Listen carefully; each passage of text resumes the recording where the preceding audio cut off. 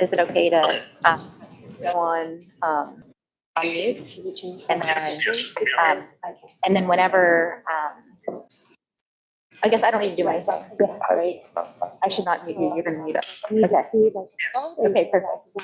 Thanks. This or this? Okay. Yeah, completely back. Okay. So do. And you just go back to contacts and then get readers. I haven't.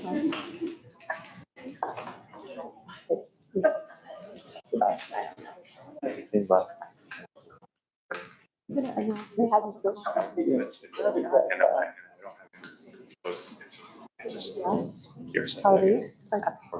Okay.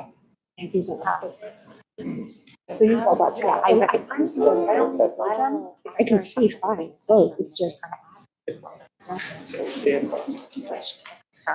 like to remind everyone, and then I'll read this. Here's the best. Speak on 8.1.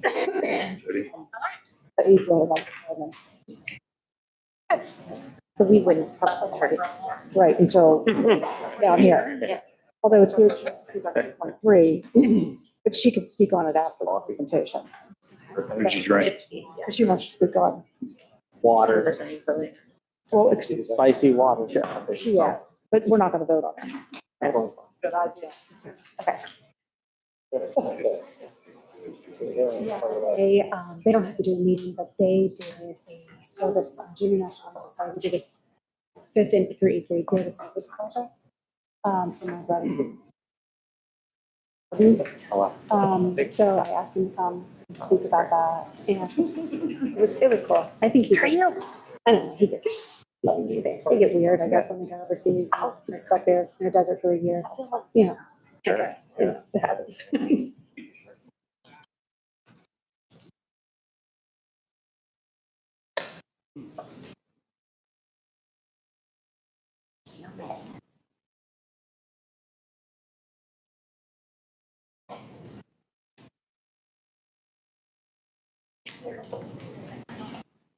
The 4 of us will have over.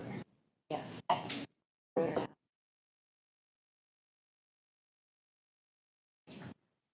Okay.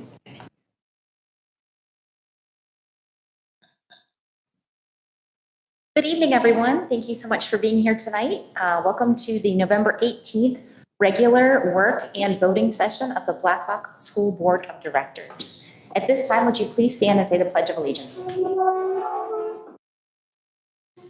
I pledge allegiance to the flag of the United States of America and to the republic for which it stands, one nation, under God, indivisible, with liberty and justice for all.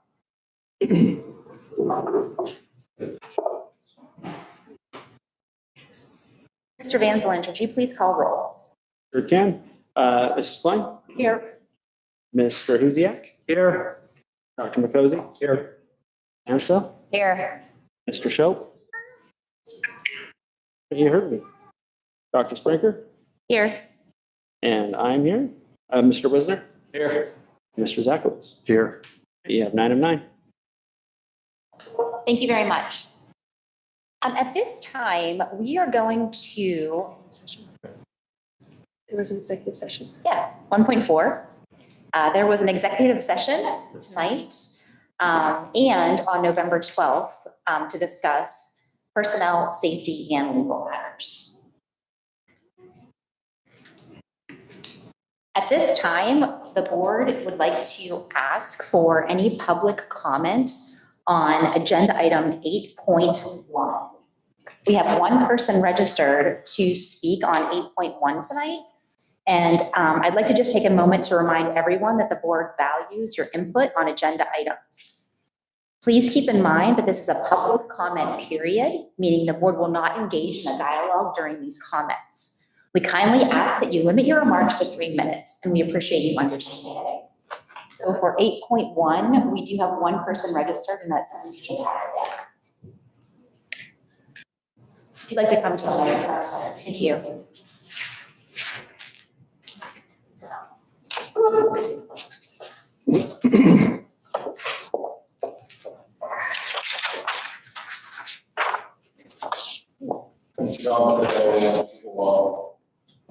question I have is, this says settlement.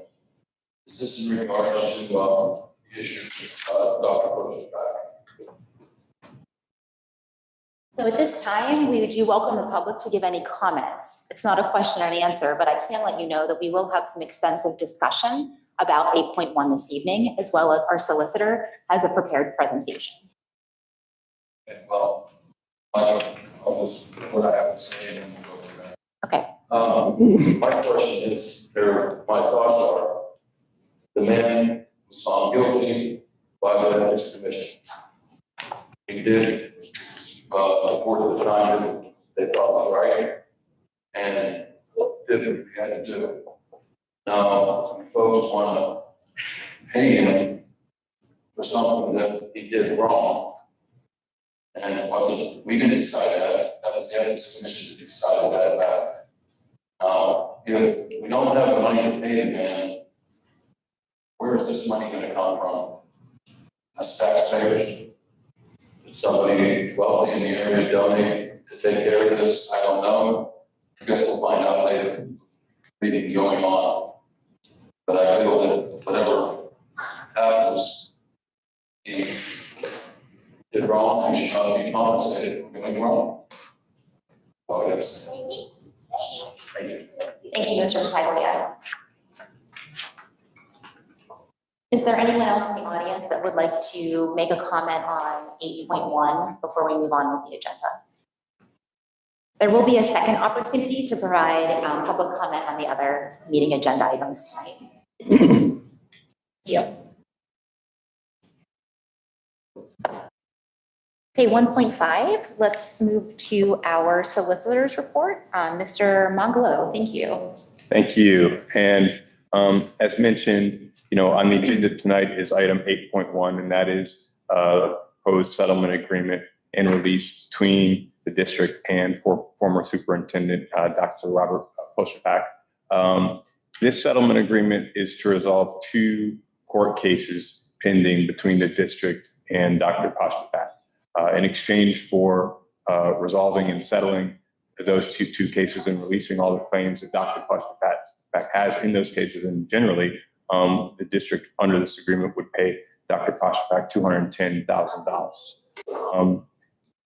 So to talk a little bit about those two cases, in one of the cases, Dr. Poshpak is seeking reimbursement of approximately $60,000 in attorney's fees and interest that he spent to defend himself against claims by a prior school board relative to his employment contract.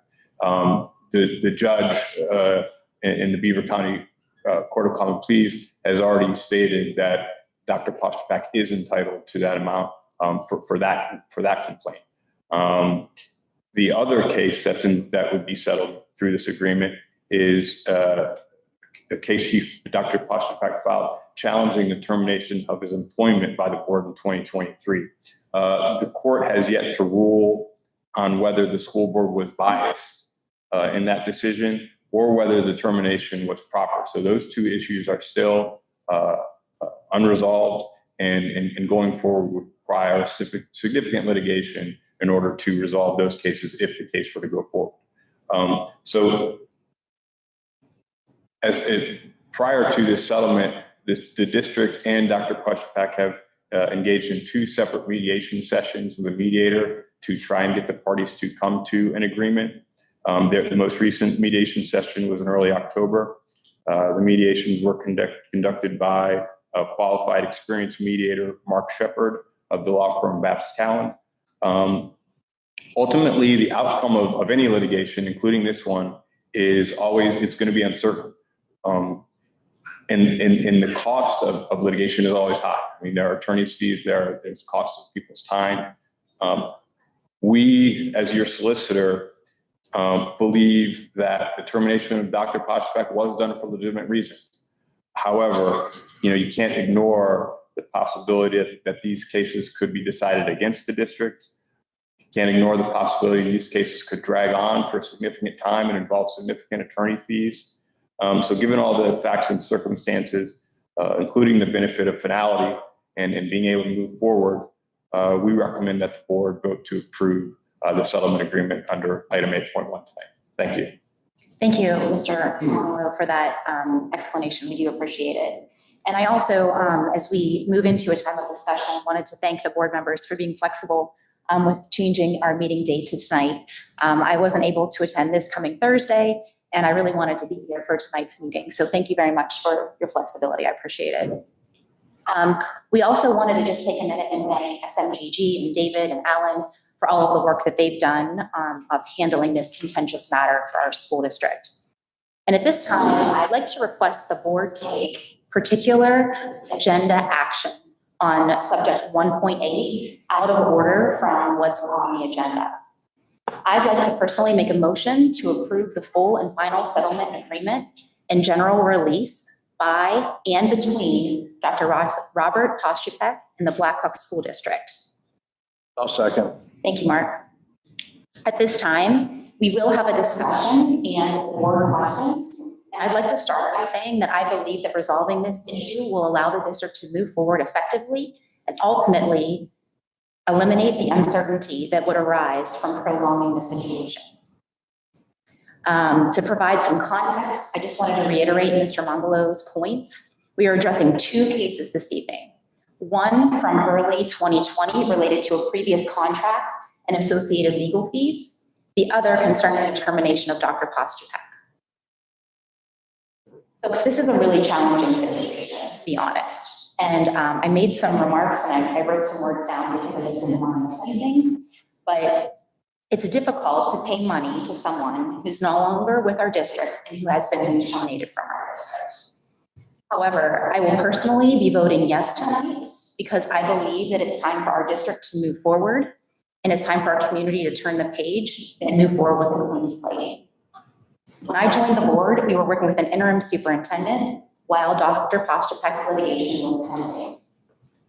We agreed that it would be best to proceed with hiring Dr. Banata despite the uncertainties surrounding Dr. Kostypek's case. The decision has proven to be the right one that my fellow board members and I are very proud of.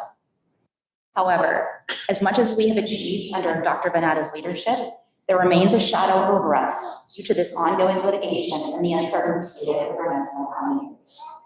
We must consider, what if the court rules that Dr. Kostypek's termination was not legal? What would be the implications at that point? While we may feel confident in our position, we cannot predict the ultimate outcome. When will this conclude? What costs might be in terms of legal fees? What would be the potential payouts that we have to pay Dr. Kostypek in the future? As our solicitor has noted, Judge Ross has already ruled against the district's position in one of these cases. And waiting for the courts to make a decision again would be very uncertain for us at this time. It's our responsibility to the community to put this chapter behind us, and I want to urge my fellow board members to join me in approving this settlement tonight. Do we have any other discussion or questions? Yeah, I'll comment. I'm going to go against that.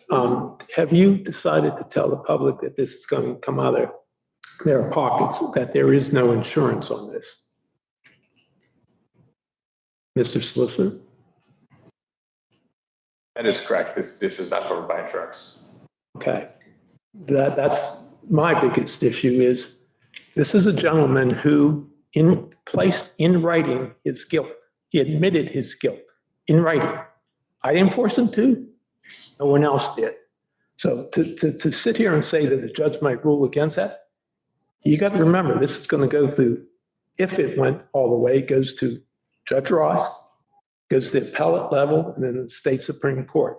I cannot see three judges ruling against us from the standpoint of he admitted his guilt, period. This is also a kick in the teeth to every educator in this room. There's some up here, some out in the audience, who did things the correct way, got hired on merit. This is just plain blatant cheating, period. A few years ago, I'm not going to mention names, there are 4 board members here who will remember this. We had to deal with an expulsion case. It's a gentleman who brought a hunting knife on school grounds, left in his car, did not threaten anybody, was a model student, never missed class, there were no detentions. no suspensions or anything. And I stood up to the gentleman, most of the others did not. This gentleman made a mistake, and this was a 17-year-old who probably didn't know any better. When we're dealing with this ethics situation, we're dealing with an adult who should have known better. That's a big difference. But if you're going to chop off the head of someone who didn't know any better, what's good for the goose is good for the gander. I would just like to reiterate that Judge Ross has already ruled against us in one case. And as you mentioned, moving forward through different court levels will cost us an extreme amount of money in legal fees. Okay, he charges Right. $360 an hour. He would have to, for what we're going to pay out, he would have to work over 500 hours for us to come up with that money. That's not going to happen. I've been to enough court proceedings. Maybe 100 hours, not 500. Are you kidding me? That's what we've already spent. Yeah, that's right. But we haven't approached that. So this costs them. Any other questions or discussion on this matter? I have something to say. Thank you. So 2 years ago, I voted no to terminating Dr. Pasterpak in the manner in which we did, because I feared the exact situation that is occurring tonight. My vote at that time and my vote tonight should not be interpreted as rejecting the findings of the Ethics Commission, but rather my insistence that the Blackhawk School Board follow proper procedure and sound legal advice. I believe that by accepting the terms of this settlement, we will protect the district from ongoing legal fees that would escalate substantially if we allow this to go to trial.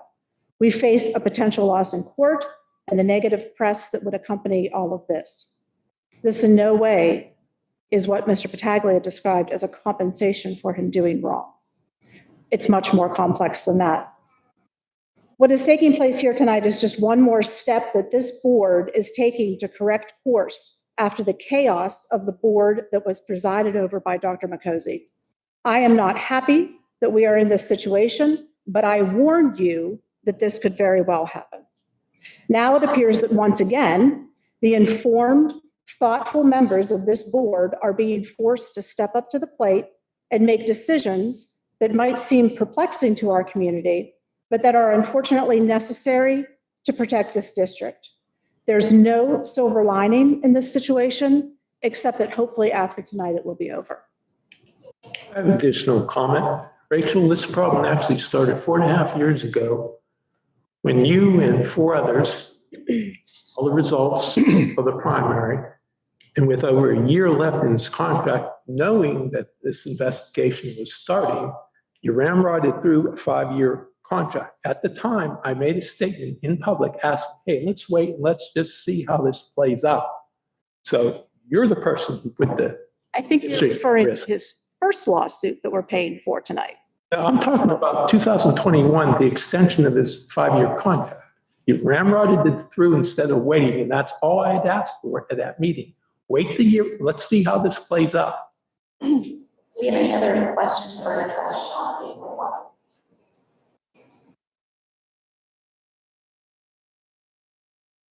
Mr. Van Zelen, could we please move to a roll call? We have a motion, we have a second by Mr. Zakowitz. I think we're ready for a vote. Okay, Mrs. Klein, Yes. Mr. Huziak, Yes. Dr. Mikosi, No. Mrs. Mansell, No. Mr. Shope, Yes. Dr. Sprinker, Yes. myself is a yes. Mr. Wisner, Yes. and Mr. Zakowitz. Yes. Motion carries.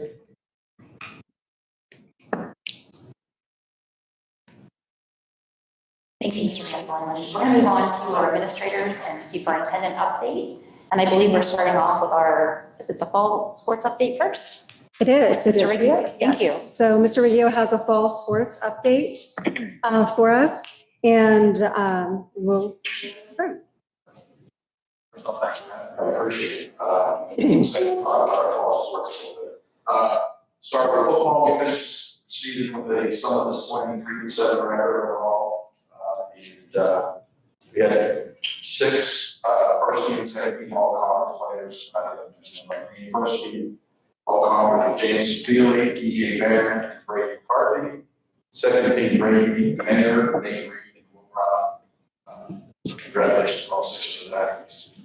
Girls tennis, we qualified for the playoffs, finishing third in our section, lost in the first round of the playoffs.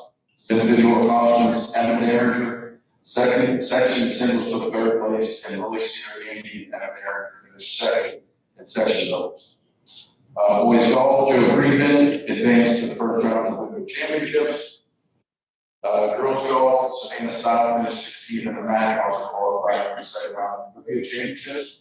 The girls team actually finished third in the MACs as well. Volleyball, our girls volleyball team finished with a record of 8-8 and lost in the first round of the playoffs. Boys soccer finished 3-15 on the season. Girls soccer finished 4-10-2 on the season. Cross country, our girls were undefeated in the section and won the first section championship in school history. So congratulations to them. Also finished second in the MACs, finished 8th in the Olympials. Boys cross country finished 3-5. Individual accomplishments, Brody Graham finished 9th at the Olympials and a very impressive 28th out of 242 athletes at the states. Couple of things to talk about real quick is the new athletic website is up and running. There's a link on the district website as well to that athletic website. And all their schedules are updated on the athletic website. Many of you know, our new digital scoreboard is installed, currently working on training. We have our first male basketball, boys basketball game on December 2nd, so we're really excited to showcase the new scoreboards. I'd like to take a second to thank both Darren Fletcher and Robert Hicks for all their help during the install of these scoreboards. It probably wouldn't be done if it wasn't for those 2 individuals. Lastly, our fall, we set up a new student survey we sent out to all of our fall athletes. Very pleased, we received approximately 35% of those surveys back. And out of those 35% of the surveys, we received back over 85% of positive responses. Good to hear that. Mr. Rio, with basketball, I know you're doing fall, but boys basketball, is it next year or this year? When did they go back to 4? Go back next year. Next year. Finishing the fall and spring, the winter and spring of this year. We'll close out the 2-year cycle, start this in the fall next year. Very nice, thank you. Thanks very much. You're welcome. Next, if I could go a little out of order, we have a lot of students here that came to share some things with us. I think I see Summer Grosso and some other teachers, Mr. Hannah in the back. If you guys would like to come up a little bit, maybe introduce some of the kids and speak to the project that they did. It's very fitting that we just celebrated Veterans Day, and they took part in a pretty significant service learning project that I'd love for you guys to hear about. Don't be shy, everybody. We're gonna have to move anyway. Yeah. Yes, that's great, thanks.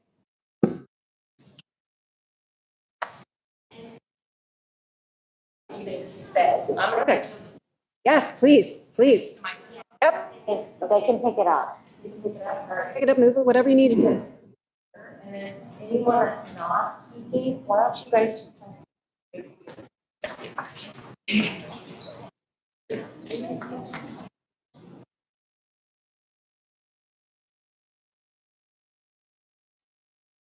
Thank you.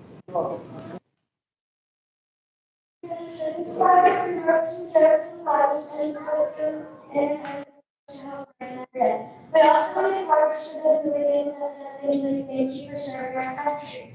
We also share the mission of the American flag. We also had snacks such as candy, trail mix, meat sticks, and flavored water packets.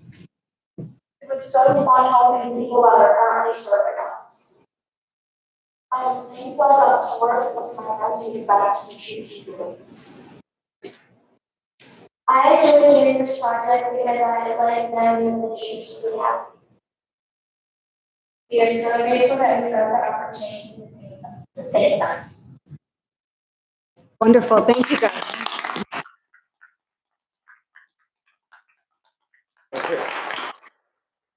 Mr. Hannah or Mrs. Almagroso, do you want to share a little bit about what it was about? Or, I mean, I can speak to it or you can. So we had some of our 8th grade National Junior Art Society students work with Ms. Almagroso's 5th grade students and came up with ideas of what we put in a care package to send over to the troops to kind of help lift their spirits. It was really cute. They came up with a couple ideas where they put jokes and envelopes and on those slips. So each day they could pull one out and get a laugh. They put some treats in there. They made some cards. A lot of middle school jokes they got. So they're part of all the middle school trends. But it was really cute to see that fifth graders and eighth graders work together. So thanks, guys. Thank you. Thank you so much. This was a great project. I know it was appreciated. I did get the question from one of the troops. We don't understand 6-7. So I had to explain it. But they appreciated it so much. So thank you so much for the time and everything that you guys did. Don't understand. It's okay. We can chat about it. You don't want to. Oh, really? We're not putting that on the. Thank you. Thank you, guys. You're more than welcome to stay or you're more than welcome to go. Thank you so much.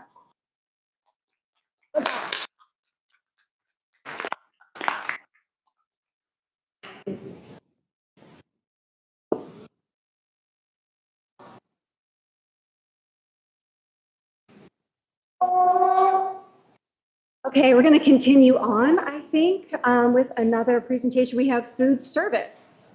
Fleischman.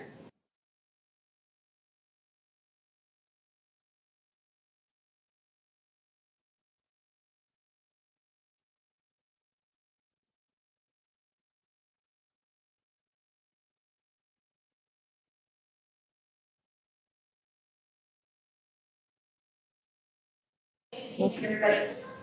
I just wanted to thank you for having me here tonight. I'm going to follow up from last month's meeting where we had some information for the excess funds that we have in food service. So tonight I'm here to tell you as needs in our department to spend down some of those funds. Okay.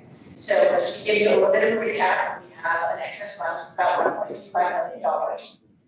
And there are certain rules about spending money. So schools operating the National School Lunch Program should have an excess fund balance of 3 months expenses, which for us is around $100,000 to $125,000 a month. Is what our expenses are.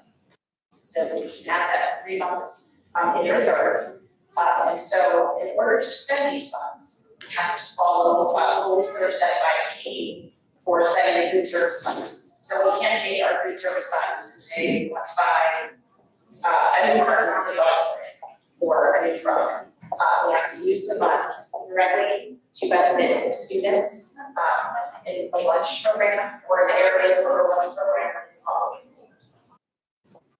So we're going to start and go building by building. So currently at the high school, somebody may remember that COVID we did a renovation in our kitchen. So we're actually getting pretty well with those pieces. What we did find is that we really needed to replace chairs and cafeterias. So we brought in some samples and we had a lot of people try it out. And we determined we found a chair that we liked. The cost we're purchasing 440 chairs, which are in excess of what we actually need. So there's a little bit of extra that we'll have for information for when it's extra. We're going to be purchasing grading chairs, grading cafeteria, and cold cafeteria, so students that have been leaving, as well as comfortable chairs that we hope will last a long time. The cost of those chairs is listed at $34 to $54.20. Give you an idea about that. We're going to move on to the middle school. At the middle school, we're going to be replacing a double stack commie oven. I know that probably doesn't mean anything to you, but commie oven is what commercial kitchens use. Commie means it's a combination of steam and heat. So you can cook with steam, you can cook with heat, or you can cook with a combination of both. It's the most modern technology that most commercial kitchens use, and it makes things so much easier. Double stack means that it's 2 cavities, so that means the top oven would be cooking something at 350, say chicken at 350, and then the bottom ovens we can be cooking at 425 and have French fries. So it's going to make life a lot easier for our staff. And just to let you know, the equipment that we have, we've been servicing, and there are no longer parts available, so it's just time for replacement. Also, in the Iowa kitchen, we're going to be replacing a cooler that we sell drinks out of for the kids as well. At Blackhawk Intermediate School, currently it's our most used kitchen and really needs the most things, but at this time we found that we're going to also replace an oven there the same type of oven that we're gonna be putting in at Highland, which is on the stack oven. Again, $40,000 for that, and the price is listed in the numbers. Campus primary school, we're also gonna be replacing a double stack hobby oven there as well, because we have equipment there that is no longer able to be repaired, and it's very temperamental. So it's gonna create a lot of ease of use in that kitchen as well. And then, looking into the future, we have some other things we're gonna be looking at, as expenses, mechanical equipment for the walk-ins is, they're quite old, and they're, temperamental and not always operating properly, plus there's some issues with the, type of gases and those, so we're gonna be looking at changing those out. Sound attenuation cameras for the biz cafeteria. If you've ever been in this, there's a lot of people in it, it's very, very loud. So we're looking at getting, panels kind of before the sound, so you can't hear it throughout the building. Kids are really having a good time. Also it is, I'm sure you haven't been in the back kitchen, but we have a very huge pizza oven. It's probably as large as your area of tables there, but it's a big giant pizza, it's huge. So we're looking at possibly removing this piece of equipment that does not work and takes up an enormous amount of space. So we're looking at that as well. And to get a quote on replacing the dishwasher, which is quite old there as well. So moving forward, you can see what we're looking to, we're really proposing tonight to spend $157,547.20, which is really a drop in the bucket of the $1.25 million that we have.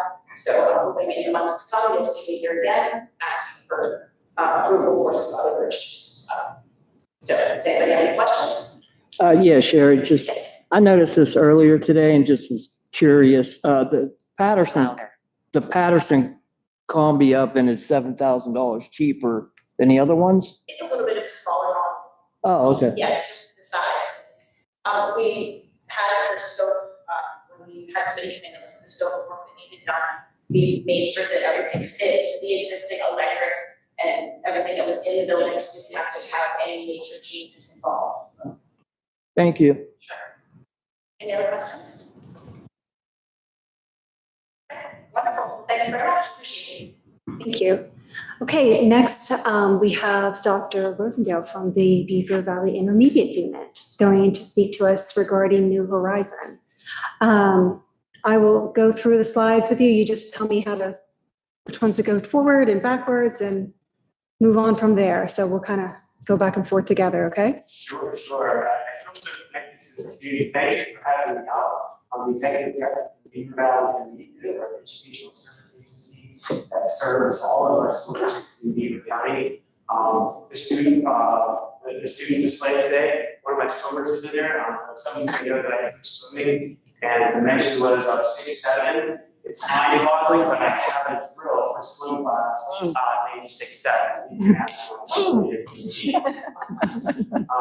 But I was asked, you guys have a presentation in your packet, I was told, so we're gonna sort of cut through some of it. I think the first slide that was of interest when I talked about today was the what is going to happen to the building. So it's the one with the orange blob in the top right corner.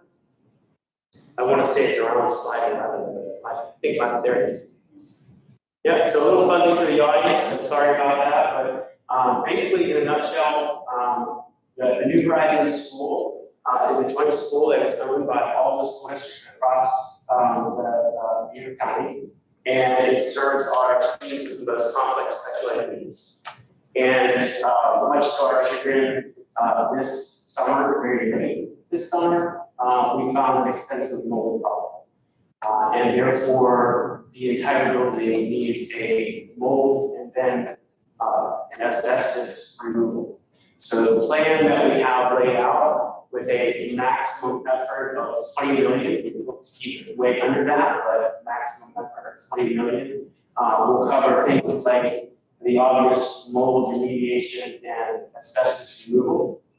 It will cover, again, the mold, the asbestos removal of the ceilings. It will correct for building code issues. Some we know of, some we will find as we, go through the abatement process.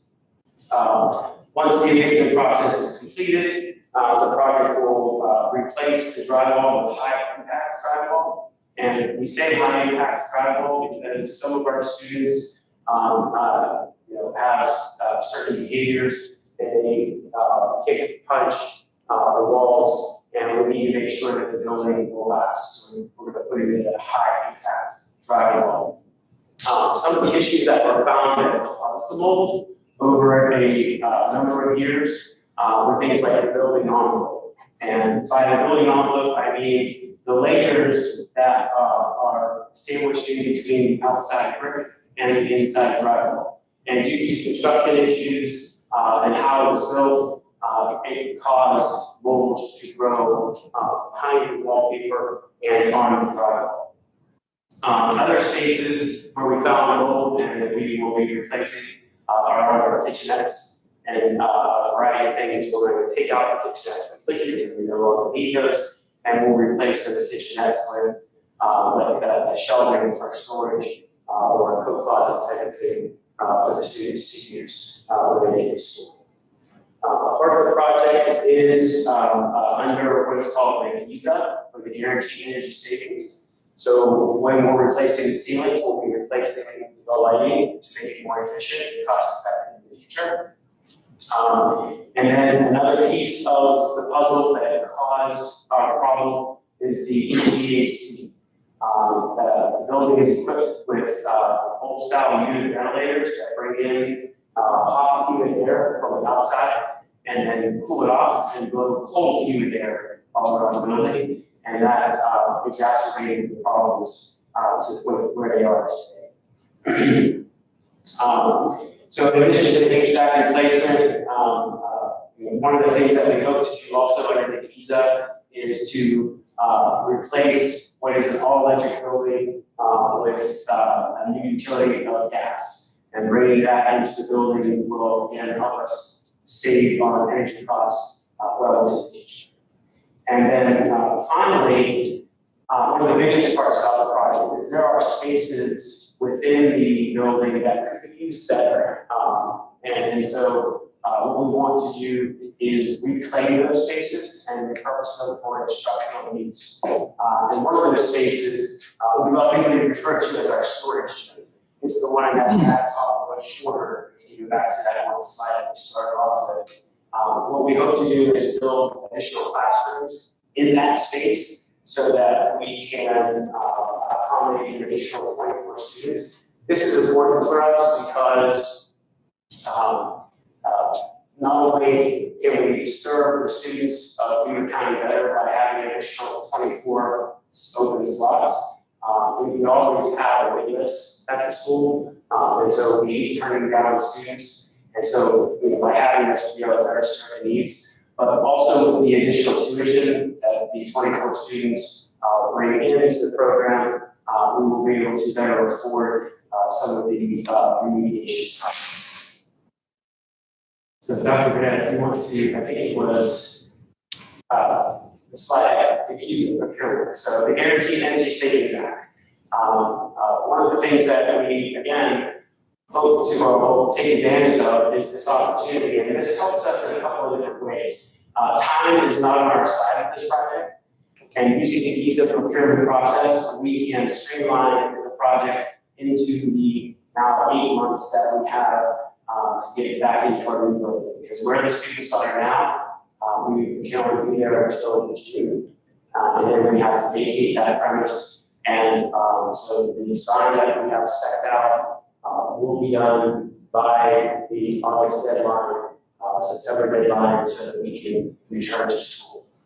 So the GISA helps us with that. And then in its name, Guaranteed Energy Savings, there will be savings, and those realized savings can then also be applied towards the costs of the remediation.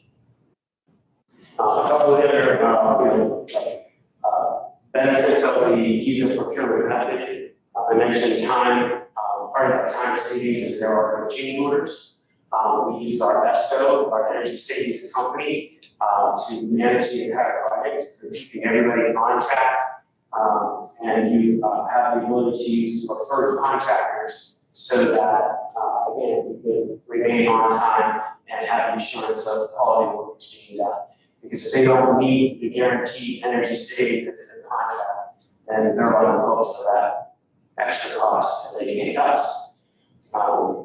So that's a little bit about the keys of procurement. If you want to skip a few slides and go to the timeline, there we go. Here's another eye test for the audience here. But where we are right now, we've begun the bidding process in that, we have secured a contractor, well, students tomorrow evening to begin the bidding process. Our IU board will be considering that tomorrow evening to start that process. But ahead of that, we've got all the equipment out of the building, is in storage trailers, so that was put in as soon as possible. And at the same time, we are securing the funding for the project. And all the while, our project partner, our facilities partner, SiteLogic, is working on the design and the permitting and all of those kinds of things that are associated with it. So we've got a lot of plates in there spinning all at the same time, and we're trying to make good progress because we don't have a lot of time. And so we're moving forward. Anticipated finish date of the bidding process is late February, and as soon as that's complete, they will roll in and start working on the reconstruction. The whole project, like I said, is supposed to be done in time for school to start late August, early September. And then to finance, I guess, is the one with the little tree. Bring it to that. Sorry, thank you. One more, there you go. Yeah, so what we plan to do is give us some additional flexibility with the project. We started with a one-year construction loan. So we started the ball rolling on that, and that will be another item for consideration as far as IU board meeting. But what this will allow us to do is take out the maximum effort dollar amount, but it's a drawdown amount. So we don't have to spend all the money that we borrow. And that's a good thing, because we don't want to. But it gives us that flexibility if we run into a problem, we have that as a backup. But it's a drawdown account, we only have to pay back what we borrow. The other benefit of that 1 year is if we do get any gifts, grants, or donations, we can apply that immediately to the principal of that construction loan, because there are no early prepayment penalties. So that's kind of what that's. No early prepayment penalties for paying off the principal upfront. Once the construction is completed, we will then look for a long-term borrow. The number of years, the rate, and all that are yet to be determined. But the proposal that we just received was from West Banco with 3.75%. So I think it's very favorable. We were originally quoted 4.25%, so we're very pleased to hear that. And then lastly, what is Blackhawk's portion of that? And so as a joint school, in the school code, chapter 17 of the PA code, it talks about how to establish, how to manage a joint school like U.S. And in that, it talks about the market value ownership of all of the districts that join the joint school. And so what you do is you take the market value of each of the districts, add it up, and you get a proportionate share. And if I squint really hard, I can see that Blackhawk's proportionate share is 12 looks like 1, if I round off. 12.1%. And so Blackhawk would be responsible then for 12.1% of that borrow. And so that's the blue column. I know in the audience you can't see that, that's super nice. The green columns to the right, that is a model of what it could look like to begin to pay off. Because we know that funds are tight, especially if you just got rid of the budget impasse. But we're never sure of when the budgets will be passed on time. Planning purposes. What this shows is a path forward to easing ourselves into payment. And this is a model. This is not decided yet. But what this does is it helps us to, start into the repayment of the loan, assuming that it is 20 million, assuming that it is 4.25, which we know now is not the case, and a lot of other factors. But this chart will, describe for Blackhawk that the first year payment, which is not happening until the 26-27 school year, would be $50,326 in this model. Again, these aren't exact numbers. We don't know well the variables will end up being, but it should be, it'll be around that or less than that. This would be the maximum. And what that does basically is takes the first year's payment and spreads it over 3 years, easing you in. And there are arguments for and against that. Obviously, for that is the easier way to get into it, the easier to payments. The obvious downside of that is the prolonged payment period, which increases interest. So we have to weigh the pros and the cons against that. I think that's all the slides, Dr. Bennett, that you asked us to cover. So I guess at this time, any questions from the board? So I do have a question. So you had mentioned that tomorrow night, the board of the BVIU is going to be taking a vote for some type of loan that you're going to be taking out. Did I understand that correctly? Yes, so we did a RFP for proposals for construction loan. And the most favorable proposal was website. So we will be considering accepting that. And then, the subsequent board meeting that would happen in December would be then considering the actual borrow. Tomorrow meeting is accepting the proposal so we can continue. And then you'll decide on the amount in December. Is that, what I guess I'm trying to get at is, why do you need school district approval in order to do this ultimately? And at what point does that approval really come into play? Yeah, that's a great question. And so the school district approval comes in through the article, or through the, I'll just say the documents that articulate how the intermediate and school districts interact with each other regarding the new school. Basically say that the IU is the building superintendent. We run the program, we run the office. But building belongs to all the school districts. So the intermediate, we can borrow, and we've had in the past, that we borrowed $500,000, I think it was 2007, to do a roof. So we can borrow on our own credit to, do maintenance and other buildings. But what I cannot do is I cannot commit, districts to indebtedness. And so that's the reason for the loan. So that loan that you're talking about that took place in the early 2000s, was that just paid through tuition payments that were made to the IU? Like that wasn't anything that came back to the boards that we. That did not come back to the boards. That was an IU decision through the intermediate to do that under routine maintenance and operations. Okay. And why is that not being considered as something to do for this? Just because of the massive scope of it, or? Yeah. Question. And I know this came up very quickly, and the state budget hadn't been passed. And 20 million seems like the top end that it would be. Are there opportunities to apply for grants through the state for this type of construction project? Yes. Okay. But they are remains to be determined.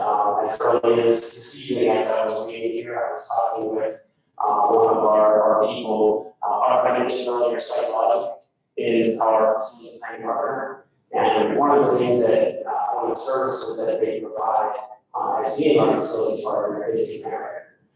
Katie Henry Comfort.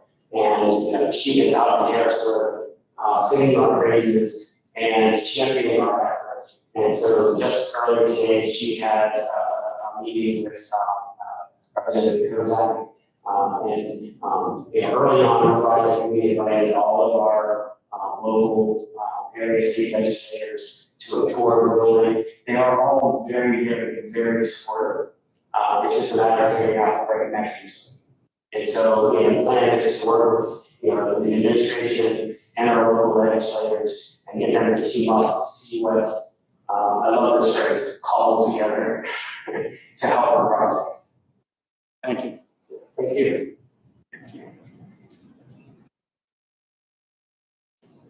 Regarding the outcome, how many school districts or school board members would need to approve this resolution for it to move forward?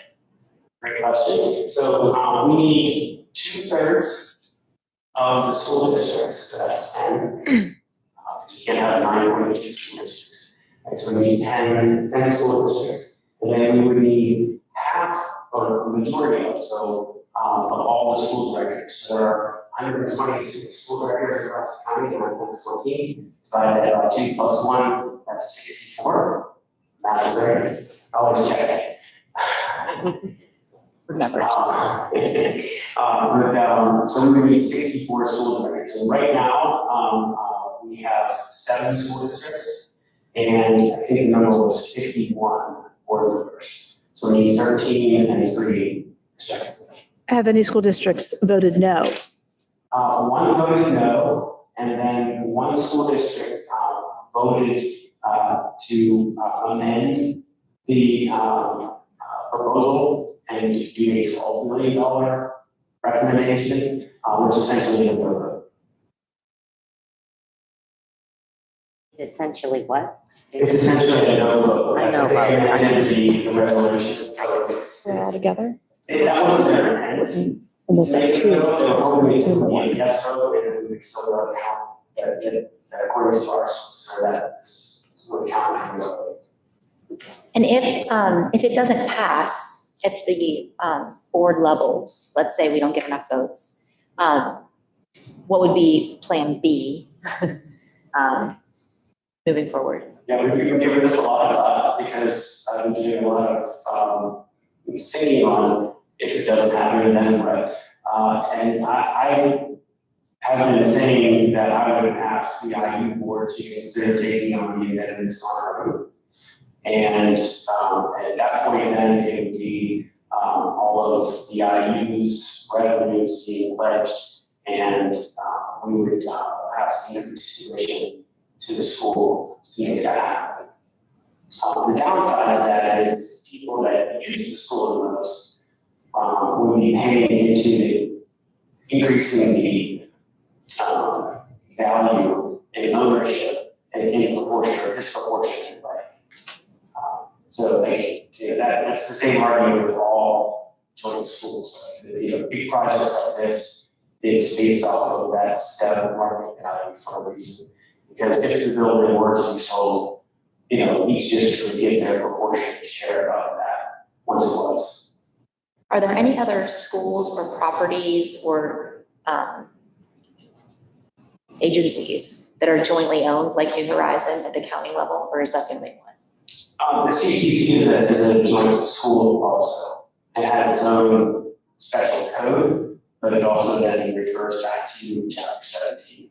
So foreseeably, districts could have this same problem if something happened at the CTC. And I don't mean problem, like opportunity. Let's call it an opportunity. Yes, and it's the same type of responsibility and benefit. I don't know if Dr. Burnett, if you want to scroll to 2 slides back, right there. This slide is not going to be at where else, I'm going to get you. This is to measure the benefit of the services that the intermediate provides. If New Horizon wasn't here, with the same number of students, and I forget the exact number, maybe somebody can sheet on their spreadsheet, 12 students? 10. 10.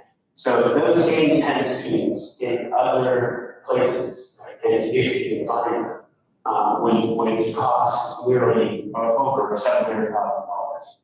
New Horizon is $464.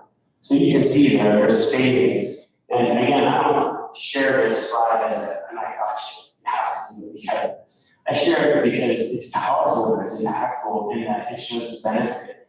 On the slide after this one, you'll see that if New Horizons didn't exist, it would cost the county $3.5 million more per year to educate these students if they could find a space.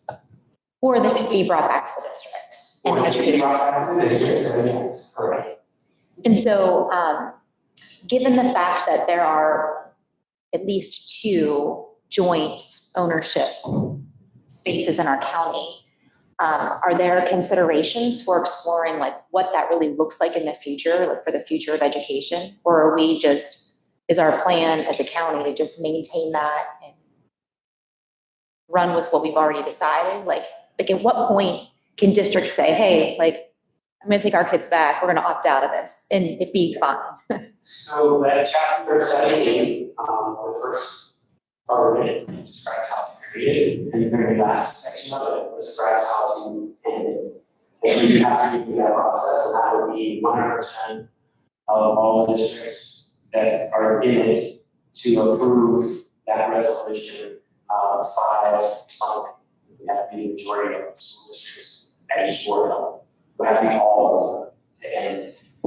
And then if you want to recreate it, what that chapter 17 doesn't talk about is how to tweak it. Right? It says how to start it, it says how to stop it, but it doesn't say how to amend it. And so, I'm not an attorney, but I would say logic would say you have to end it and restart it under new configurations as rules. The whole reason that this kind of exists is because intermediates are not allowed to own instructional space. And I guess the thinking back when that rule was first created was they didn't want intermediate units bringing kids into their educational programs because they had a bottom line.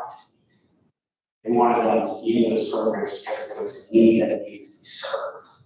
And so they really wanted to make sure that there was tight control and oversight of that process. What has happened is that it has ballooned costs across the state.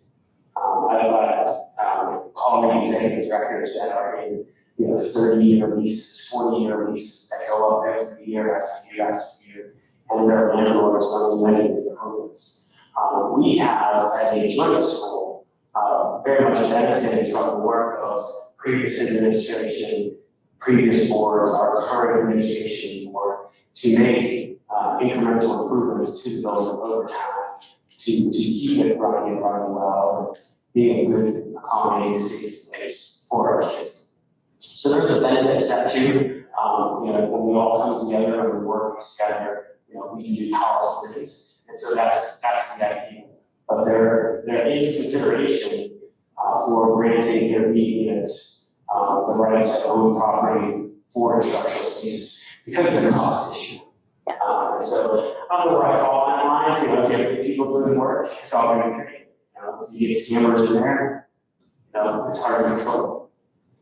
So you said that you kind of toyed with the idea where the plan B of potential tuition increase. It's my understanding that everyone, as far as tuition, it's the same rate across, or is that property value determined? The method for tuition is everybody pays the same. Okay. And have you by chance toyed with what that tuition increase might look like percentage wise, or? Yeah, I used the model that I shared with you today. Okay. To base like, I used the 1 million, I can't remember. I can't see it. 0.68, 1,068 at the bottom of that slide. And divided it by the average number of kids that attend private school, which is around 200-ish. And it would be between $5,000 and $6,000 if you subscribe to that model. So to make that 1,068 payment, 1,068,733, is that what it is? 98. Okay. So like to make that payment out of tuition, we would have to increase by $6,000 per student. And we would have to have at least, I think I did the math on that one with 200, I think I did it once with 200. So just so we are aware, we pay $45,000 per student. That is the tuition rate, Adam, for each of our students. We have 10 students, so that's where we have, which is probably one of my least favorite slides, this one here. So then if we went up to, let's just make it a nice round number of $50,000, that's a $50,000 increase, not a $133,000 increase for Blackhawk, if the tuition raised for those 10 students. If we subscribe to that model, you can go higher, lower, whatever, but just for the sake of example. The other tuition here, which was listed as $727,000, it ranges generally from most out-of-district placements, anywhere from $45,000 to $65,000. There are some that are higher, but even at that very high rate, which is why I kind of take issue with, well, if you can find them and, this is what it's going to be, because there's so many variables. So just me, I just wish there was a little disclaimer on this slide. This is the formula used for it because. Our social worker, so she knows all these, right? She knows every single one of them. And so she took, and I asked her to pretend for a minute that you are the special director of the school district and find placement services. And based off of who the kids are and what their needs are, that's where that number comes from. So, again, if you simply. That's perfect. And that's great. And it wasn't meant to be like I said, it's meant to be like, here's our path. Our closest competitor, after all is said and done, is about $60,000. And some of them, their prices, if you look online or if you look at other places, they'll show lower, but for each related service that you need to add on for it increases. Ours is flat tuition because the service is there, and it all comes out of Washington. Go ahead. So just so I make sure I understand this. So if this does not pass through the schools and you're not able to do it the way that you have it set up here, and raising the tuition that's the next step of what you would consider doing, right? That would be the next step I would ask. I mean, ultimately, that benefits Blackhawk more, right? Because that really decreases the amount that we're going to be responsible for. Today, it's how many kids you have. I mean, it depends on. That's fair. Kind of, everything's just really about that kind of stuff.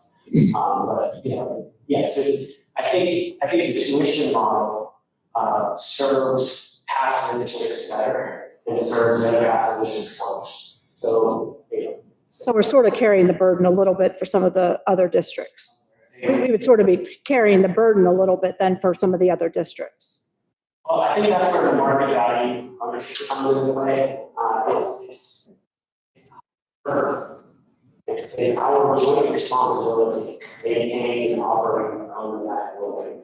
And so, I guess based on the wealth of the community is how that is described. They did that for a reason, because just like property taxes, they're pretty even keeled and they're pretty steady. You don't have huge ups and downs. So you kind of bank on that as, planning for future budgets. That's fair. So when Blackhawk votes on this proposal, it's a yes or no, not a either. Is that correct? We need to vote on the resolution so that we know how to move forward, yes. Thank you. So when will the boards be able to know exactly what the project's going to entail and what the costs will actually be? So I had a meeting with SiteLogic every day for the past month and a half. And what we decided on is December 5th. We will have the final project scope and cost information. And I'm asking the IU board at our better meeting to schedule a December 10th and December 17th meeting so we can review that, ask all the questions, and then at the December 17th meeting, I should have those numbers December 5th. To share with the districts at that point? Probably not on the fifth, but there are. When's our meeting? I would like the IU board, to review that information to figure out what the path is moving forward. So we might not know till after the 17th is what you're saying? We might not be able to know that information till after the 17th. What I'm trying to get at is it possible that if we're going to vote at this at our next meeting, might we be able to know that information about exactly what the costs would be? I don't remember the exact date of our meeting, the 4th, so it wouldn't be in time. I mean, I don't know exactly how it's going out, so I don't know exactly how we're getting the information on this. Then the determination will be on the 10th, but I anticipate, my hope is that the IU board is able to vote and make a determination on the final project scope and cost, and enter into the visa, that's the United States agreement, for the board. And that happened on the 10th. The discussion will happen on the 10th, and vote, I guess, we'll consider on the 17th. If you guys get the okay, would tuition stay the same for a period of time? The current tuition? Yeah, I mean, it would stay, I think go through a process, your allocation is typically it does not go up. But with cost of healthcare going up, that might be a consideration. I think to keep up frank with you, I mean, it's, with the 44,500 in that number for a number of years. And so we try to hold that on as best we can. I can't guarantee this against you, but like what we plan to do is we have some students, I think the number was around 23, 24 or something like that, that come to us from out of county. And so we would have a tuition rate for our in-county students, and then for our out-of-county students, we would have that same tuition rate, then we would have like a surcharge for the capital expenditure project. If this gets approved and the project comes in under budget, would them remaining funds get distributed back to the districts on the market value? Is that how you would do that? So, in the first year, we would have a drawdown account and a construction account. And so we only need to pay back what we borrow. So let's just say that, the project comes in and we only spend 15 million. We didn't borrow 5 of that, so it just stays the bank. And we only have to pay back 15 million. And only, I say that. Right. Sounds really weird.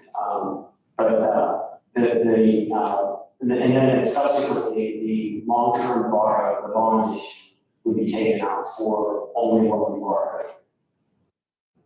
So are any of the improvements that you're making beyond just repairing the damage that was caused by the mold? Are you doing other things in addition? So we're getting rid of the mold, Mhm. and we are replacing the systems that caused it. So we each, and in the process, because we are taking out the ceilings, we're going to replace the lights just because it makes sense to put in new lighting because it's going to increase the efficiency and reduce the cost of running.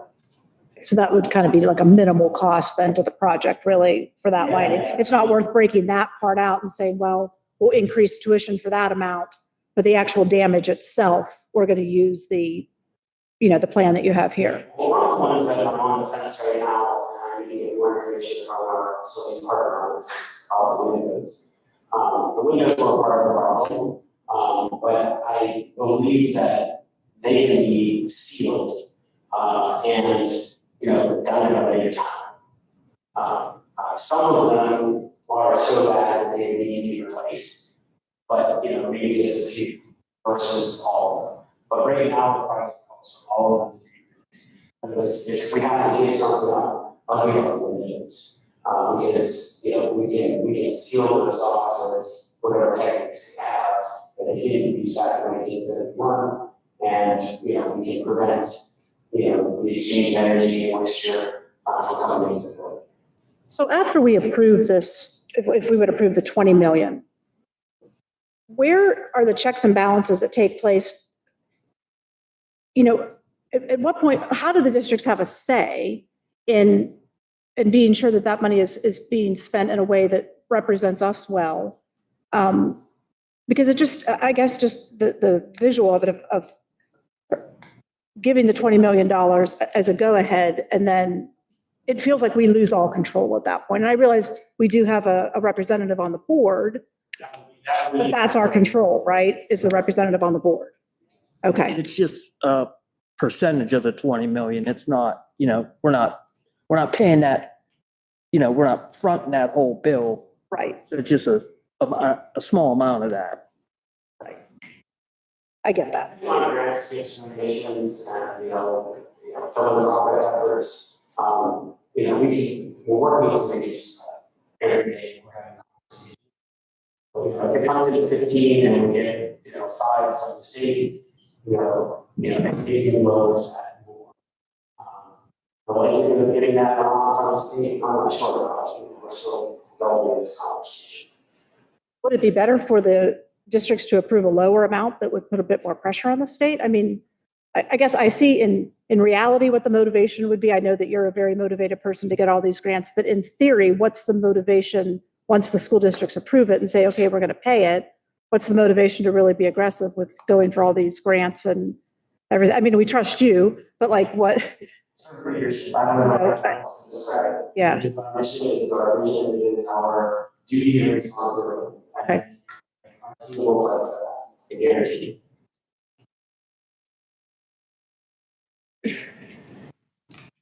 Dr. Rosendale, thank you so much. I know that we had a lot of questions and we really appreciate you giving us all this information and answering our questions. Yeah. I think we are good at this point. You did great with the presentation because I knew that this would consume, so it's fine. It was And we fine. do appreciate you having that information ahead of time, and Dr. Banana did review some of this with us in executive session, so thank you again. You guys have to tell your class, your kids here. So, been on a lot of Zoom meetings lately, and I told like one of my silly dad jokes, and it's none of that. I get that all the time. I'm not even remotely funny. Thank you, Eric. Thank you for your time. Thank you so much. Student rep report. I will keep it short and brief. At the high school, Mr. Ritter said our fall sports are wrapping up, which means our winter sports are winners in the picture. Next Monday starts our Thanksgiving break throughout the district. However, the seniors do have to still go into school because it is our senior activity today where the seniors go in and they present a PowerPoint or a presentation about what high school has meant to them, what they've learned, and they reflect on it and what their plans are for after high school. And so they'll have that presentation. And then I don't have a report from middle school. However, in Biz and Patterson, the third grade students honored veterans with a concert recently for a special Veterans Day concert with their families in the community. They also hosted a Veterans Day breakfast with more than 100 veterans attending. Many students also, at the end of the first quarter, many students have earned their accelerated reading prizes for reaching their reading goals. And their gifted students have been very busy with academic games, competing in a county-wide Scrabble tournament, and preparing for the up-and-coming propaganda competition, which all of these events were organized through the Beaver County Intermediate Units for Gifted Consortium of Schools. And then as well, if you guys didn't already know, the kids in Torps, kindergarten, first and second grade, football players and cheerleaders had a very successful season going undefeated and winning the Beaver County Championship. Oh, wow, very good. Excellent. Good job. Thank you so much. Going into recognitions, if I may kind of kibosh this for a second, we did have our students from Junior National Honor Society. October was National Principals Month. Thank you. I neglected to say that in October. So happy belated National Principals, Mike. Thank you. And then lastly, but not least, We have some board members here that I would like to recognize for their dedication to the district. So we extend our deepest gratitude to some outgoing members, Mr. Huzak, Dr. Makosi, and Mrs. Menzel for their dedicated service. Wonderful serving on the CTC board, serving on the IU board, which is just another evening away from your lives and families and everything that you do. So we truly appreciate that greatly. Your leadership vision and hours of service have made a lasting impact. So thank you so much for your years. You have a small token of appreciation and a little card. I hope you enjoy it. So thank you.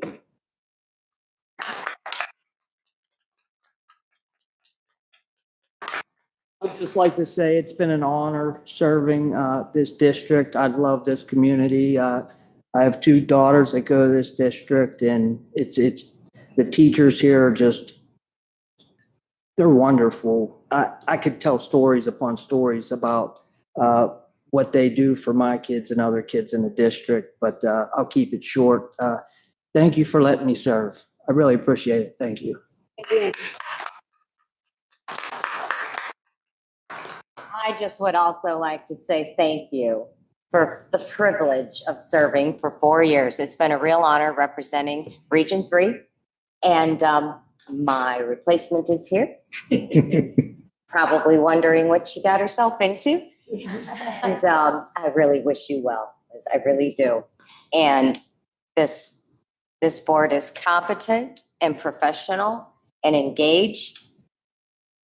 Our administration and our staff, I think, is the best ever. And my kids were 3rd generation, going back to Northwestern High in this school district. So yes, we love Blackhawk, but thank you for the privilege of serving. Thank you.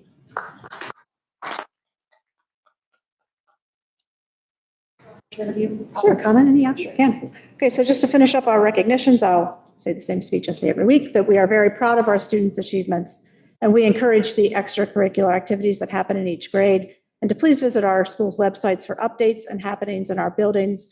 And really this month, it does apply to our holiday events and concerts. They were kind enough to give us a flyer with all of the announcements on that. So I would encourage my fellow board members to take advantage of that and the community as well, because those are certainly going to be some good times coming up in the next month or so. And then we have item 3.5, which is public comment on agenda items. We have Barb Brown that has signed up to comment on item 2.3.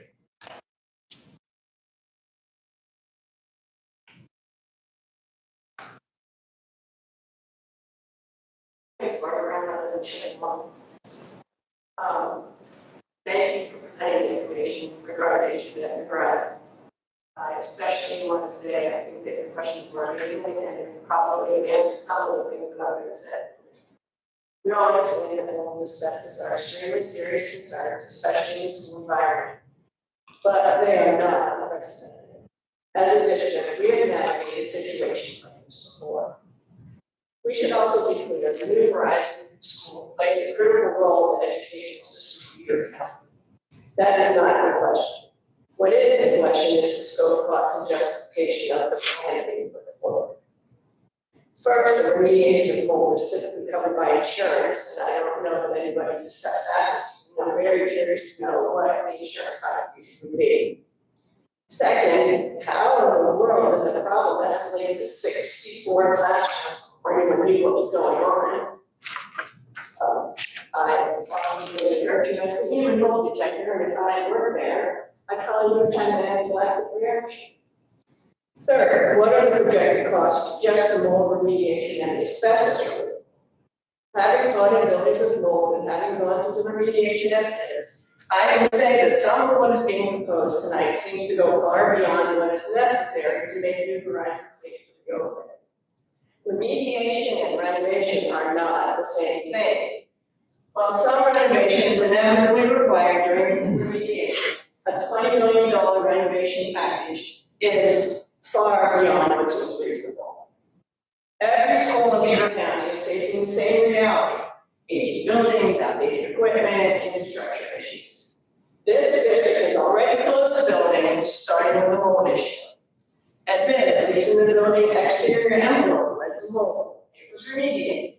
It took time, yes, but extensive remodeling was never considered because it was simply too expensive. Why is this situation being treated differently? Presenting this proposal as a cost savings, that one particular slide where it said $700 compared to outside placement feels less like fiscal responsibility and more like shifting numbers to justify a project. The tuition that Blackhawk School District pays in Horizon is not decreasing. It's increasing by nearly 28%. It only looks like savings when compared to the even more expensive alternatives that are farther away. Committing $132,813 per year for 27 years, while our current budget is $750,000 in the red, and that's probably pretty conservative, is extraordinarily financially irresponsible. I strongly urge you to reevaluate this proposal and come back with concrete numbers regarding available grants, state funding, and realistic cost reductions. If renovation must occur, it should be prioritized and scaled appropriately, not turn into an unnecessary, unaffordable local. In Blackhawk, we have already learned this. The building we are sitting in is proof. Decorative panels, terrazzo floors did not make this a better school. The strength of the school comes from the people inside of it, not from overspending on aesthetics that do nothing to improve education. Please learn from our experience. No district in Beaver County can afford what is being proposed tonight. Thank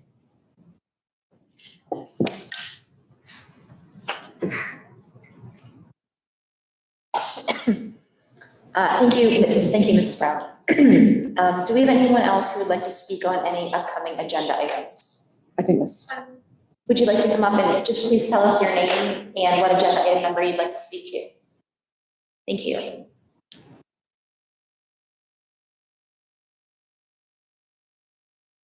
My name is Kathy Steiner. I'm from South Beaver, and it would be 2.3 the New Horizon. I am torn. I have a deep love for New Horizon. I did some internships there when I was in college, and the students were amazing. Faculty was amazing. Building was very old, you know. Even when I was there, it was showing its age. But I think we need to figure out a financially sound way if we're going to do this. I feel that the questions that were asked were very wise and prudent.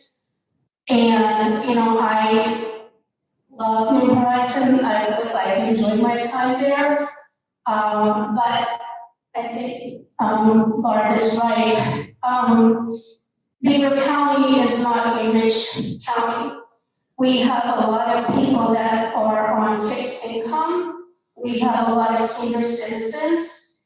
And if this ultimately results in, you know, some type of a tax increase, like school tax or something, I don't know if our seniors and those on fixed incomes would be able to absorb this. I think we need concrete numbers and a plan to like really move, you know, if we're gonna move forward with this. The presentation sounded a little bit vague to me, and I think we need concrete. Okay, this is how much it's gonna cost, and this is what we're going to do. And everybody who's ever been through a contract or ever been through a construction project knows that whatever your budget is, 9 times out of 10, you're gonna go over that. So I just think, like, as a district, we need to be wise in what, you know, taking on this cost. I mean, like I said, I'm torn because I love New Horizon. They are an asset to this county, but, and I do believe that we need to help them, but I don't think we need to take unnecessary burdens on our shoulders. Thank you. Thank you for your comments. Is there anyone else that would like to speak on any agenda items?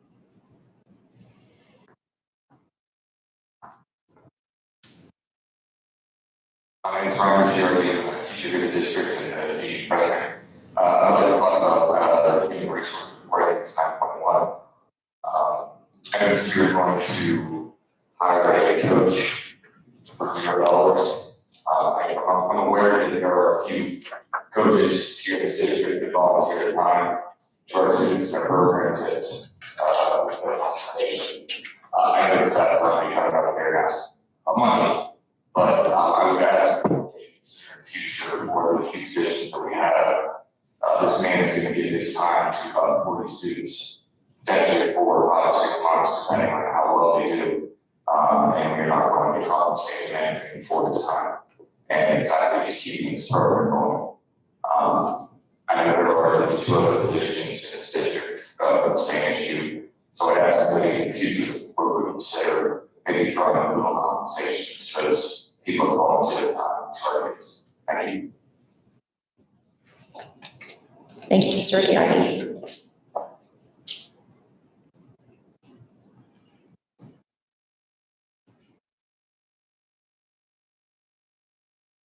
In the interest of time, it's not appear that we have a report for board agenda items 4, 5, or 5.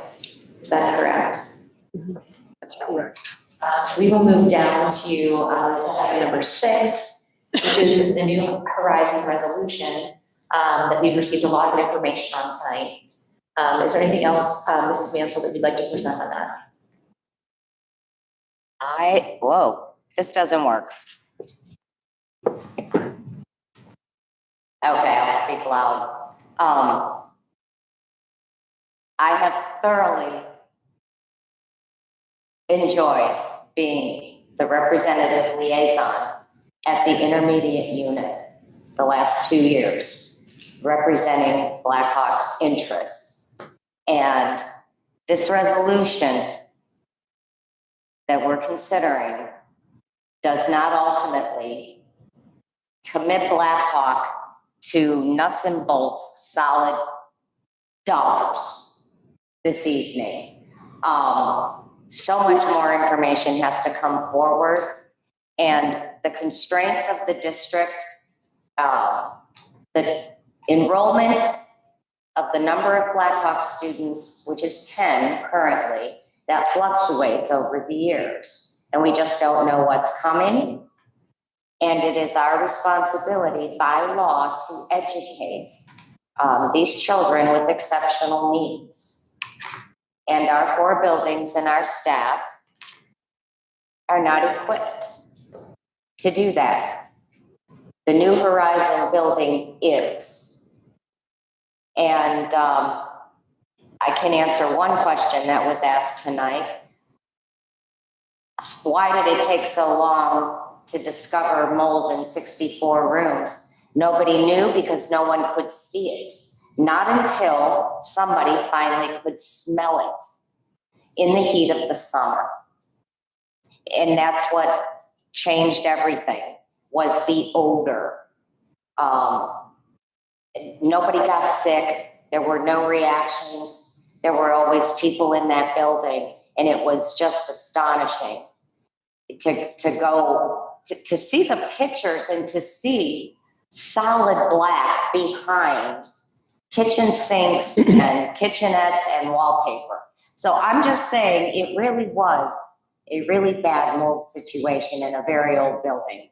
But I just want to say that this resolution is to give these guys a chance to keep going in their research, in their search for grants and financial help, in their search to figure out a solution to service over 200 kids in this county that by law we must. And that's all I want to say. So, Bobby, I didn't want to just pepper him with all kinds of questions, but maybe, I'm so sorry if I'm just asking too many questions, but it doesn't sound to me like if he does not receive enough votes from the districts or the number of school board members, that it wouldn't take place at all. It sounds like maybe they would just consider a different way of funding it. Does that sound correct, or does the whole thing just come to an end? No, it doesn't come to an end because it can't. Right, that's what I'm thinking, it can't. Cannot. So they would have to figure out something else. Yeah, and this is one of those situations where nobody wants to vote no. Not against, God bless, my kids were born healthy and normal, but that's not the case, for a lot of people. And so, no. And I don't think anybody at all is arguing the benefit of the. But there will have to be a solution that's going to fall on this board to educate whatever number of special ed students currently go to New Horizon. Right. But so the project will continue to take place. It just needs to figure out how it's. Yes. And then come the start of the school year next year, when they have to leave where they are now, down in mid. And they have to leave because that building's been sold, correct? It's been sold. That's not an option for them to stay there. Okay. And have they looked at, so we're talking about how old this building is that New Horizons currently is in. Have they looked at other options? Yes, raising it and rebuilding completely. Yeah, that's like. Other buildings, there's many empty schools throughout the area. Have they looked at anything like that? The space, the accommodations, the ability to handle special needs and equipment and wheelchairs, et cetera. The perfect location would be a closed down hospital, believe it or not. Kennedy. What? So Kennedy. Yeah. But that process, it's a process. It just takes forever to find a property, make a bid, close, inspect it, all of it. The time issue is real. It just is. And I really feel bad for you guys. My term is up and there's a part of me that I would love to see this through to the end, because that IU board, you should come tomorrow night where we're all going to be beating our heads against the table. So are other school board members permitted to come? Or is it just closed? No, it's open to the public. Okay. Yes, it is. And they also have stream, or you can contact Carla Ferentz there and get a Zoom. That's good to know. So, and I just know this is just tough. It's a tough decision, and it is a lot of money. And that 20 million being the ceiling, that already included what you just said. 9 times out of 10, all projects go over budget. So this budget isn't 20 million, not even close. Site Logic is committed to bringing it in way under that if possible. And also think about what they want to accomplish in a short amount of time. In the winter, into the wet spring, into the hot summer, to be ready to open the doors by August. Anybody a little skeptical that that's really going to be possible? You got to bring in all the trades, all of them. Plumbers, electricians, woodworking people, just all of them.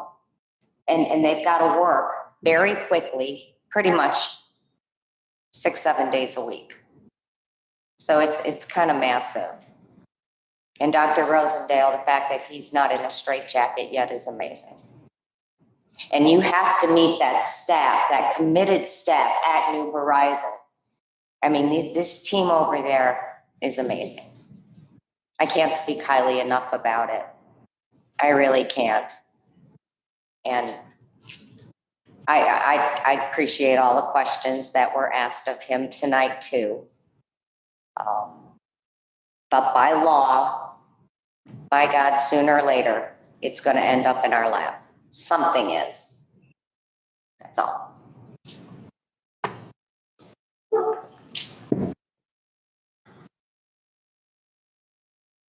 going to move on to the finance section of our agenda. No, we're not. We're going to approve last month's minutes first. I would like to move to approve the board meeting minutes from the October 16th, 2025 voting meeting. Do I have a second? I'll second that. Mr. Huziak, any discussion on this item? Hearing none, all in favor? Aye. Any opposed? Okay, motion carries. Now we're gonna move on to the finance section of our agenda tonight. And we're gonna move to 8.2, acceptance of donations. And we would like to thank and accept donations from the Little Beaver Helping Hands, you, the Biz PTO, and the Right Progress. Thank you very much. 8.3, we are going to vote tonight to approve the school resource officer MOU agreements with Chippewa and Patterson Township Police Departments. 8.4, we're going to approve the 2026-2027 joint purchasing resolution with the IA intermediate unit. 8.5 is the cafeteria fund recommendations that Mrs. Fleshman talked with us about earlier today. So we have a cooler, 3 combi ovens, okay, and chairs for the high school cafeteria. And thank you again for that presentation this evening. 8.6, we have a few budget transfers. Thank you, Mrs. Bludorn, for preparing all the relevant facts for that. We appreciate it. 8.7, we're going to have a motion that will approve the monthly bill payments for October of 2025. 8.8 is the financial report for October 2025. And again, thank you to Mrs. Bludorn for preparing all of those details for us this evening. And 8.9, we are looking for a motion to approve the finance consent items. We're going to be looking at 8.2 through 8.8. Do we have a motion? I'll make a motion. Thank you, Mr. Wisner. Do we have a second? I'll second. Thank you, Mr. Zakowicz. Any discussion on 8.2 through 8.8? I did have a question on 8.3. I did read through them, but I didn't read through last year's. Were there any major changes? And is there a big increase in the cost? Could you clarify with that? The 8.3 is the MOUs with Chippewa and Patterson. So the cost for the MOUs are based off of the police officer contracts. Mhm. So any increase to their contracts is. Okay. But no other, It's not something that we have any control over. but no other major changes as far as the agreement or the time that they're going to spend, anything like that? No, everything's the same. They're in alignment with their contractual agreements, which is why one's 5, one's 3. Okay. That's just the length of their agreements. I had asked Patterson, I said, do you want it longer? He said, no. Okay. So it goes, it's because it's the controllable costs. So that's the only verbiage, that was really some other tweaks in there regarding academic calendar days and things such as that, but nothing significant. Very good. Thank you. Mm-hmm. And just to also clarify, in reading through them, I did notice that they're each for a different length of time. And is it correct that that was their request, not ours? Correct, because it goes with their police contracts. So it just aligns with their contracts. Any other question or discussion on the finance? Okay, so I believe we have a motion, second. At this time, we're going to move to a vote. All in favor? Aye. Okay, motion carries. Thank you. If I may, just before you move on to the finance section, I know we talked briefly about the state budget being passed. So I wanted to sprinkle a little bit of good news into our meeting. Thank you. Much appreciated. So there were a number of things that happened with this budget that is positive for Blackhawk. Our Ready to Learn block grant is $632,000 over what we had budgeted. I think that was even higher than what the governor had initially proposed. So that is very good news. Our basic education is $71,000 over what we budgeted, and our special education is $22,000 over what we budgeted. So that almost makes up for the budgeted deficit that we had coming into this school year. Some other things that we are looking forward to are some reform to the charter school tuition calculation. They have added a few other things that will be deductions from the costs that we have to include when we make that calculation. And they have changed the ADM number a little bit that relates to that. So hopefully we'll see some savings. I'm waiting for specifics on what we're allowed to deduct before I make any predictions as to what we could save. And they also haven't determined the starting point for that, whether it's going to be a mid-year adjustment or a full-year adjustment. So more to come on that. They have also announced that there will be another school safety and mental health grant. So the minimum amount of that per school district is $100,000. There is an additional amount that's based off of ADM. Last year, or the current year, our last grant was $144,000 to them. So hopefully it'll be around that same number, but it's going to be at least $100,000. And then they also did announce the school infrastructure improvement grant. It is a competitive grant. They have $100 million. There's an additional 25 that's specifically for solar improvements, but there's $100 million that, again, waiting for information as to applications and that type of thing. Knowing that we have all this additional money that we're going to get, you might be asking, well, are we getting any of it? We are. About $666,000 today. We're going to get another $1.5 million tomorrow, about $3 million next week. So the money is coming in, and so we're starting to see that and starting to see the relief for that. We are fortunate enough that we'll not have to take out any loans. I know some school districts in the county did, but we won't have to go there. So good news. So are we doing the grant for the solar piece or just the other piece? We've looked at solar before. The restrictions on it, we might not be a good candidate for it. We can certainly look at the grant when the information comes out. Okay. Yeah, the only reason why I'm asking is because we have that data center coming in, so I just see us getting raked over the coals when it comes to, I just know that we have a data center coming in, so I feel like we're gonna get raked over the coals on energy bills, so like anything we can do to like offset that would be great. So is there any chance with the cyber charter reform or slight that might have taken place that it would offset, like maybe come to about $132,000 a year in savings? I have done very, very, very preliminary calculations. They have not given us direction as to specific accounts because it's the way that it's calculated is you take your budgeted number and then you back out certain things and they tell you exactly which functions and which objects you can take out. So they said that they would be taking out the regular cyber tuition, not all cyber tuition and not all charter tuition, and they said they would be taking out tax and collection commissions and things like that. But again, it's not specific as to what we can take out.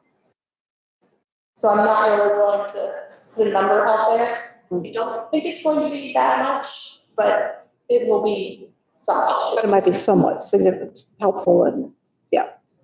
Okay, that's good. More to come.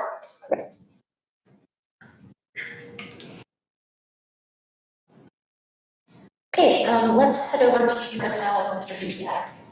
I'd like to make a motion to approve personal consent items 9.1, which is the human resources report, and 9.2, McCarter's updated driver's list. We have a motion, do we have a second? I'll second. Discussion on these items? Has the bowling coach always just been a volunteer position? Oh, Jim already left. I think so. Okay. Brian, you can speak to that? Yes, guys, times retired. So, we're told that full target, director of sports, for the year period to make sure it's stable. And past that, could talk about creating something for the position, but there are many states that it's not being an official, what you sport is a organization. Clubs. The coaches are not receiving any compensation for their time, are not affiliated with the way we assist. the bowling team has been, here at Blackhawk. We've had other programs come through as well that are gone to the 2-year period, are legal designated sports, and they have made conditions, but these ones that are eligible for whatever reason have not received any official compensation. They're not, I'm not sure why it is. They're still dedicating, socially dedicating time in the case to keep alive, so.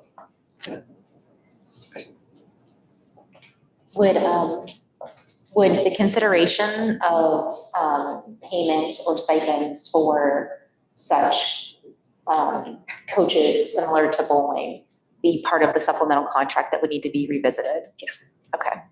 So this And would do we not know be the when that- appropriate time to look at that. When that expires, or when that would- 29. 2029. Okay, thank you. Okay. Any other questions or discussion on consent items 9.1 and 9.2? Okay, all in favor? Any opposed? Motion carries. Education, Mr. Van Valen. So we have items 10.1 and 10.2. So 10.1 being the 2026-27 academic calendar. And then the other is articles agreement for the Beaver County CTC. Can I get a motion to approve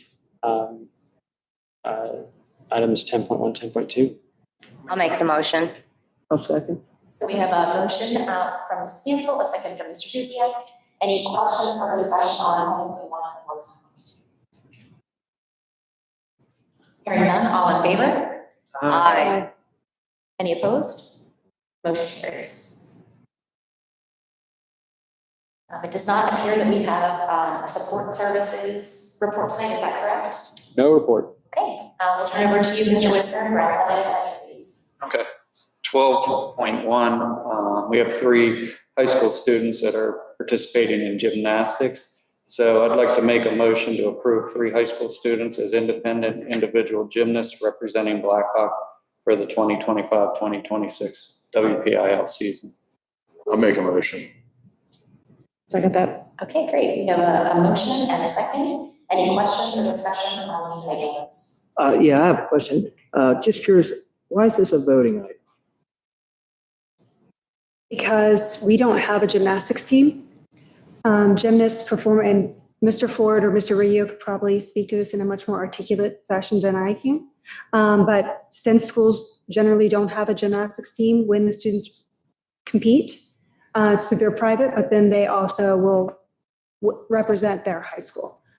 So in order for them to be registered, you have to approve them in order to go into appeal. Okay. We will submit their names, just for their privacy. I didn't put the three names. Thank you. Any other questions or discussion on 12.1? Hearing none, all in favor? Aye. Any opposed? Motion carries. And good luck to our student gymnasts. It does not appear that we have a report for buildings and grounds. Is that correct, Mr. Duckowitz? Yeah, no report. We do not have a policy report tonight. We are not having a full consent agenda item, so we're gonna move down to additional business. At 16.1, we have to invite comments, public comments on any non-agenda items this evening.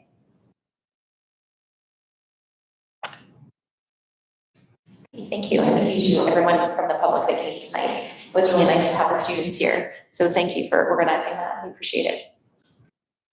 School directors, 16.2, do any school directors would like to make any comments tonight? I just wanted to say thanks for service of you two. I'd say to Frank too, but he's not here. But it's been wonderful working with you guys. And, you know, we've achieved quite a bit with the superintendent and different things. So you definitely like Mark. So. Sally. Thanks, Adam. Thank you. Thank you, Adam Wilson.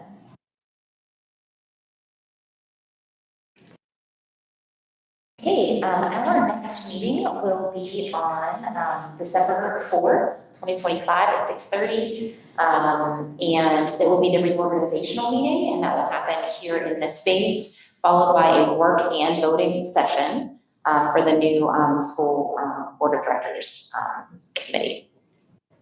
And at this time, could I please have a motion for adjournment? I think these two should do it. I'll make the motion. All right, Mr. Kuziak is the motion to adjourn. Second that. Ms. Mansell's gonna second it, all in favor? Any opposed? Motion carries, thank you again. Kuziak. Have a great evening, Blackhawk.